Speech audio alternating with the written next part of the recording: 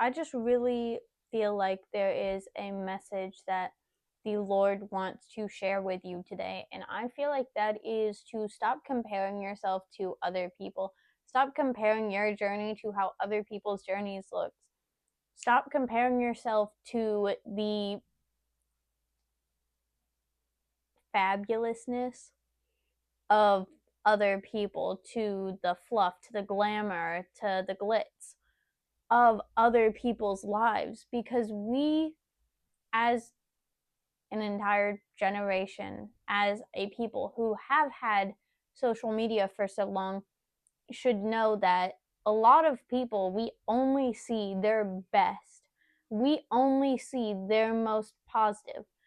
And when you actually start to look at their like inner life, they aren't doing as good as you think that they are. They aren't going and living the life that you might think that they are, that they might put on a show like they are, that you're only seeing the very biggest highlights of their life, and you have no idea what their life is actually like.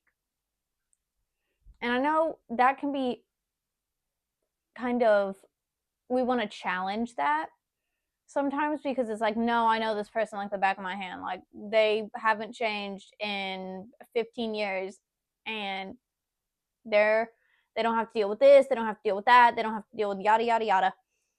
But it's not about what they have to deal with. It's not about what their life looks like on the outside. We cannot see into people's heads. We cannot see into people's hearts. So stop comparing your journey to their journey. Stop comparing how good their life seems to how bad your life seems. Because we don't know people. We don't know people like the Lord knows people. The Lord knows our lives. He knows our hearts. He knows our souls. He knows our minds. And He knows the heart, soul, and mind of that other person. Don't be covetous. Don't be envious. Because you might be thinking like, oh, I want that life so badly. I want what they have so badly. Yet little do you know, like, they could genuinely be crying themselves to sleep every single night because their life is not pretty on the inside. All of those things seem nice, all of those things look nice, but if it's not from God, and if it's not of God, it's not going to fulfill, it's not going to make you happy, it's not making them happy. It might give temporary pleasure, because the things of this world, they can provide temporary pleasure. They can provide all the joy for maybe a couple of days at the most. And it usually gets followed up with even worse pain or guilt or shame or suffering. And it's not worth it. Don't compare what you have to everyone else's, because that is saying to the Lord, and this one might sting or be a slap in the face, but it's something that I have to remember too. Like, looking at your life and comparing it to somebody else's and saying, oh, but mine should look like theirs, is like telling the Lord that He doesn't know what He's doing, that He doesn't know where He's taking you, that He's not taking you the right spot, He's not taking you the right place. It's like telling Jesus, you don't know the way, when He is the way, the life, and the truth. And so I just really want to call you to trust God with where you're at right now. It might not look pretty, it might not look good, but trust God. Trust how He is working through you. Don't use this as an excuse like, oh, okay, I'm going to go sin, I'm going to go do this, I'm going to go do that, because God's working through me. God's got it, because He does got it. But you have to go and actually be obedient to Him in it. You cannot go and just do whatever you want, live in sin, live in your flesh, live in this, that, and that, in the next, and expect God to work through you, to go and radically change you. Because trust the testimony is going to be great, but know that testimony can start at any time. Don't let that make you go, well, at least my testimony is going to be good. Well, when I get saved from that, that's going to be a crazy story. Going to help a lot of people. Might as well continue. How can you help other people, though, if you don't actually get to the point to where you are past what you're doing right now? Because if you just stay in this mindset of, oh, okay, I'm just going to stay here because the Lord's going to radically change me magically without me putting forth any effort and without me opening my heart up to Him for change, and things are magically going to be better, because that's not how this works. You need to trust the Lord with where you're at, and you need to open your heart to Him. Part of that trust is submitting to Him, is saying, I don't know how to do this. I don't know what I'm doing. So I'm giving this to you. I'm giving my life to you. I'm giving all of my stress to you. I'm giving all of these burdens to you. I'm giving you all of these things because I don't know how to handle them. I don't know how to handle my own life, because we don't know how to handle our own lives. It can be so drastic, the difference that we see in our lives between when we had our hands on the wheel and we're sitting there side-eyeing Jesus anytime He tried to take the wheel, even though He would have been able to drive way better. Like, we don't even have our license, and He's been driving for thousands and thousands and thousands of years. Well, actually billions. And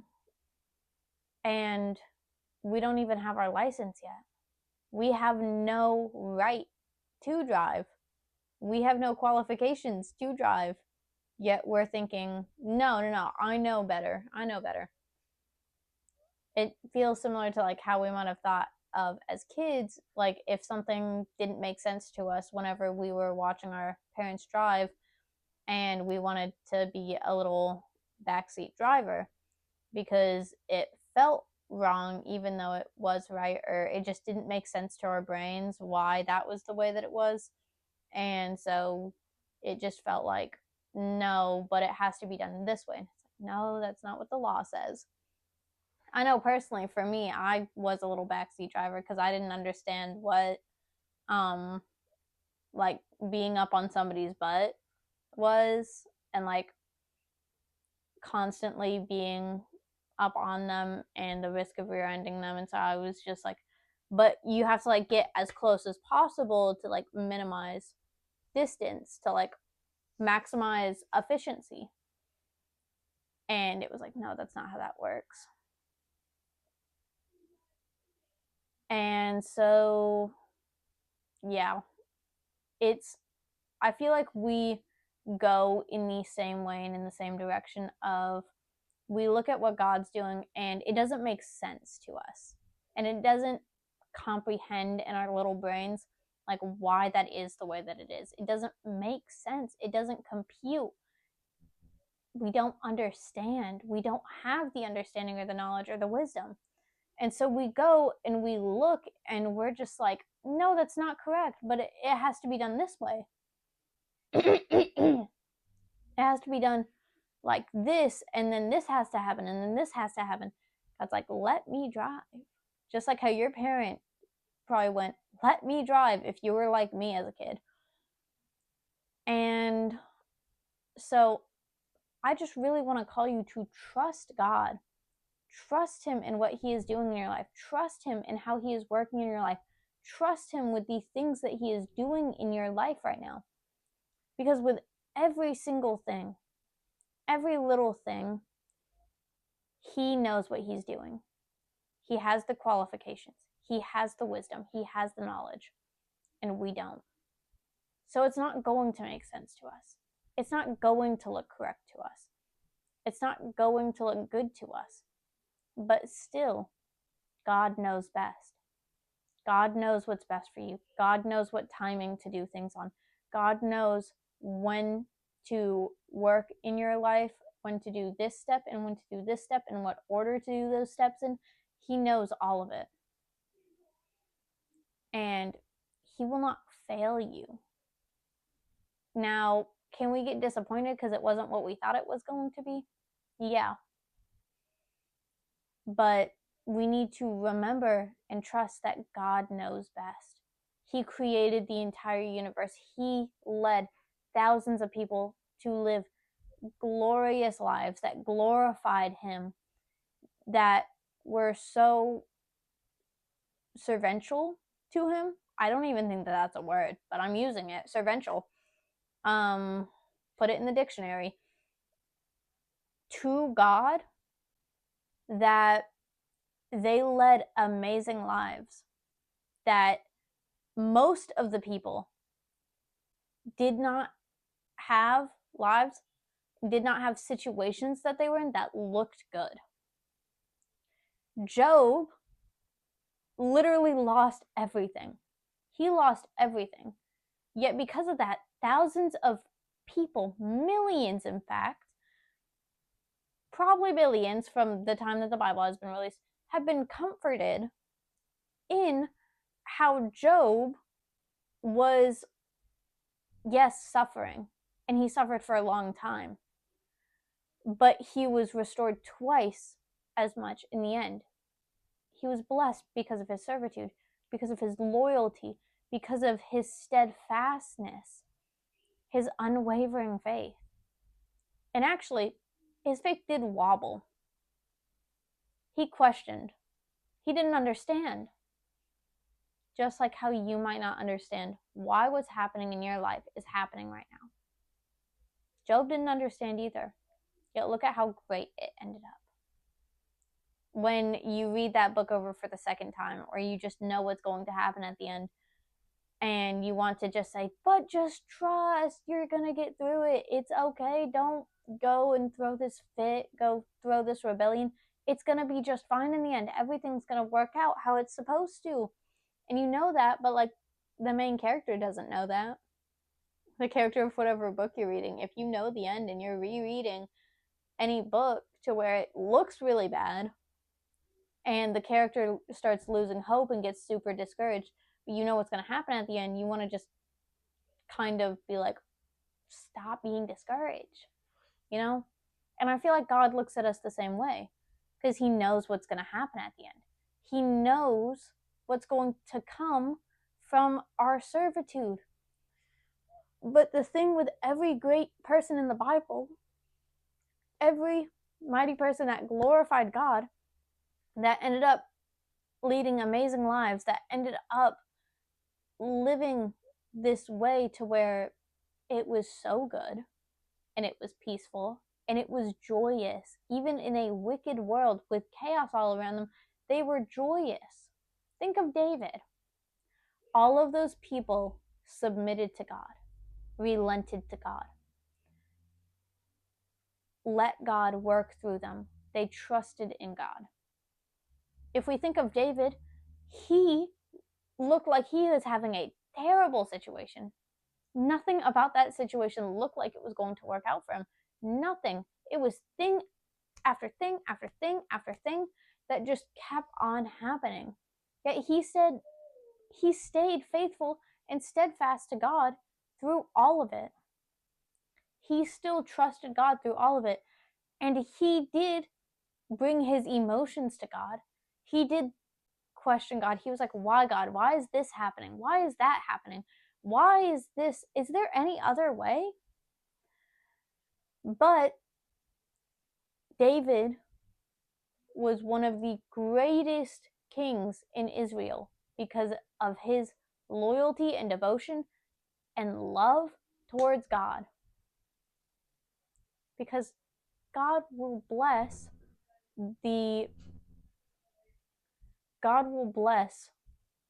your humbleness. God will bless your trust, your trusting. Yeah, I know. So please, trust in God today.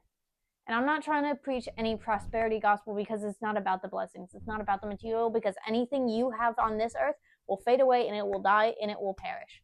So know that too. That what's happening on this earth does not matter in the end of things. Does not matter in the grand scheme of things. because it will all fade away in the end. But trust in God and know that He is with you, and that He will work through you, that He will not fail you, and that you may be comparing your walk with every other walk, but you are a unique human being for a reason, and your walk is going to be unique. It's not going to look like everybody else's, and God will still work through it wondrously. And it might not look like it right now, but it didn't look like that for David. It didn't look like that for Job. It didn't look like that for Jacob. Yet they all ended up in victory in amazing lives because they trusted God. So please trust God right now. Please trust God in everything that you do and in your walk. Because it's not about the blessings, but it's about the eternal life. How can we say that we trust and love God if we are not willing to relent control of the things that we so badly want to grasp onto because we think it needs to happen a certain way? God knows better than you. God's done this with thousands, millions, billions of people before and has helped them through the same exact situation that you're probably going through right now. It's not new to God. He's not surprised. He's not caught off guard. He's not worried. You shouldn't be either. Amen.